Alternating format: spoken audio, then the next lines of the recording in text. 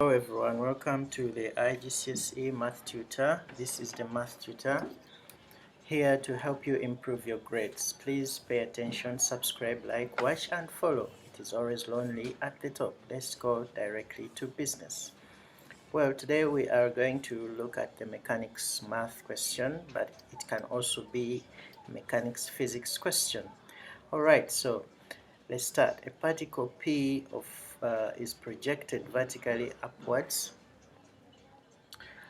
The fact that it is vertically upwards, that brings into the mind about you think about motion under gravity. So it is moving by the influence of gravity with a speed 5 meters per second from point A, which is 2.8 meters above the ground. So point A is at a distance of 2.8 meters.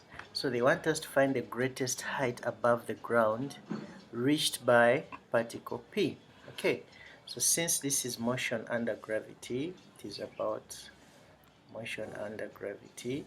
You know that motion under gravity, we use the same equations as of linear motion, but the only part that changes, the only variable that changes is acceleration. In linear motion we use A, but in motion under gravity we use G.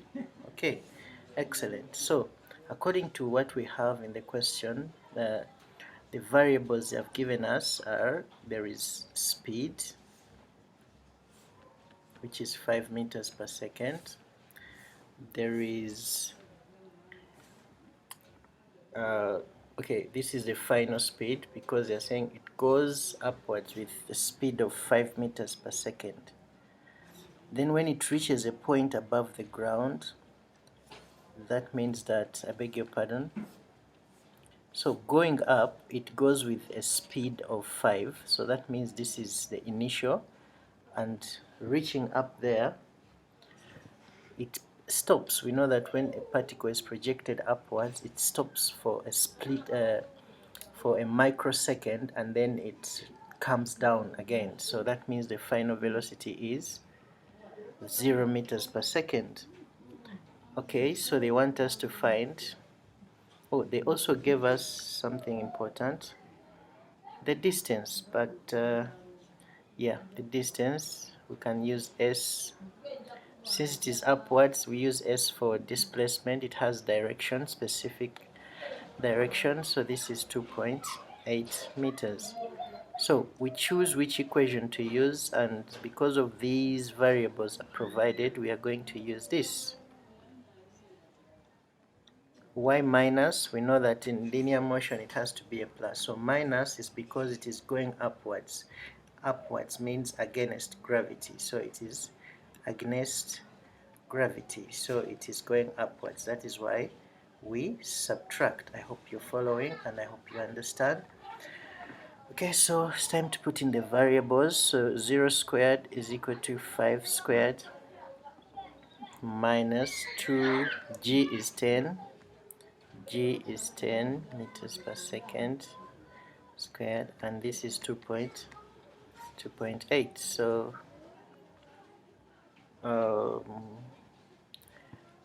I beg your pardon a bit, I need to read the question again. A particle P is projected upwards with a speed.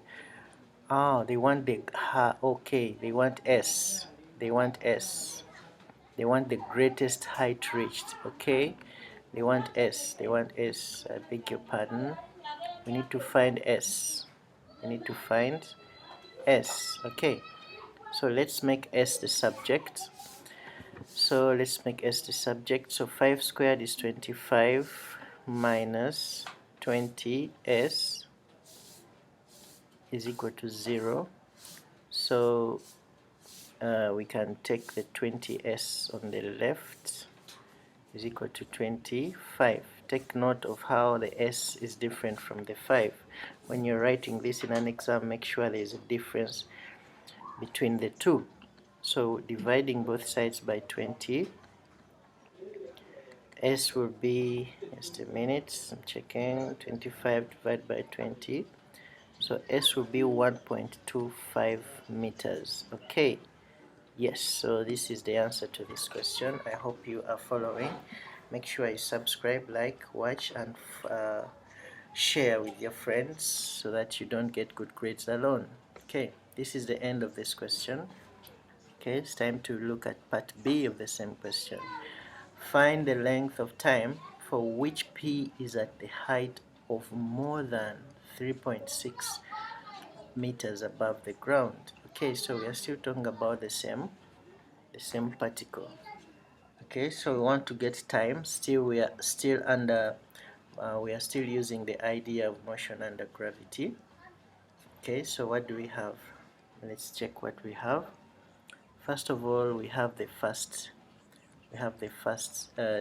displacement, 2.8 meters. We have the second displacement, 3.6 meters. They want above. Okay, so we need to get more than 3.6 above. So we are going to get the difference between the two, S2 minus S1, and the only equation, there are two equations that can help us find displacement or length, which have time and length. There is only one equation for motion under gravity. It is S is equal to ut minus a half gt squared. This is the equation because it has the element of t, and t is time, and since we are looking for time, we shall use this one. So S2 minus S1 will equal to ut minus a half gt squared. Excellent. Now S2 is 3.6, S1 is 2.8. Okay, let's continue.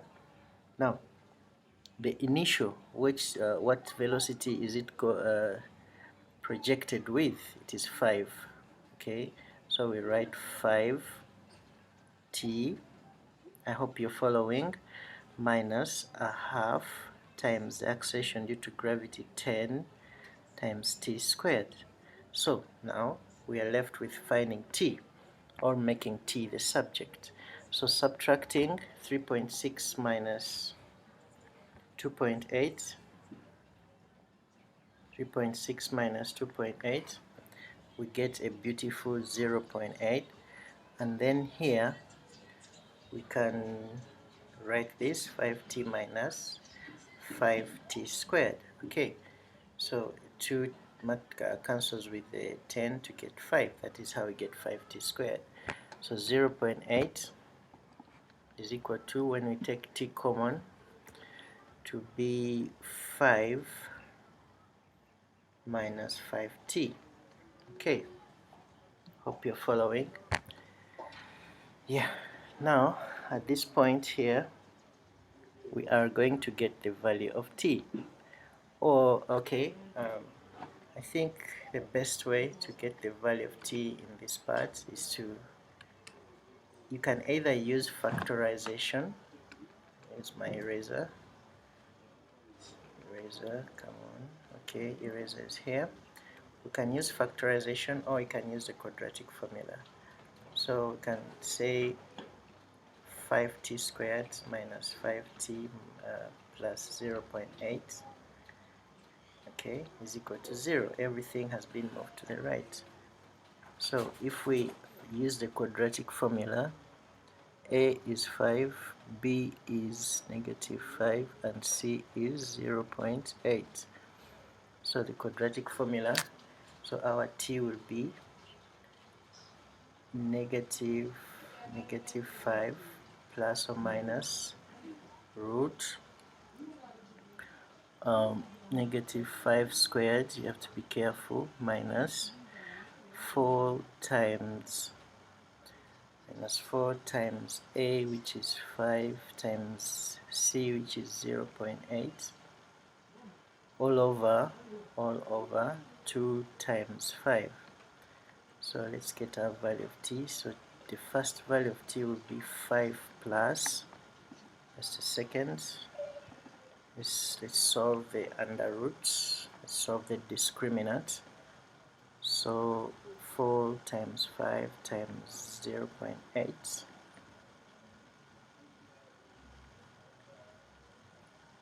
four times 5 is 20, times 0.8, that's this is 16. So 25 minus 16, we have 9. So under the root we have 9 over 10. So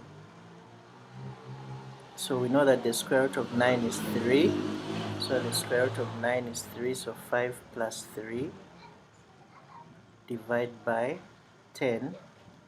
We get our first value of t as 0.8. And our second value of t will be given as 5 minus 3 all over 10. Okay, so which will give us exactly 0.2. Okay, so these are the two values of t. So now getting the final answer, find the length of time. So that means getting the final answer, we shall now say the length of time, will be given by getting the difference between the two values, t1 and t2, t2 minus t1. So this will be 0.8 minus 0.2, which will give us exactly 0.6 seconds. So this here is the amount of time this particle P will reach a height that is more than 3.6 meters. I hope you understood. I hope you love mechanics, and I hope your attitude towards this beautiful subject changes. Improve those grades, subscribe, like, share, and it is always lonely at the top. Don't get good grades alone. See you in my next video. Bye bye.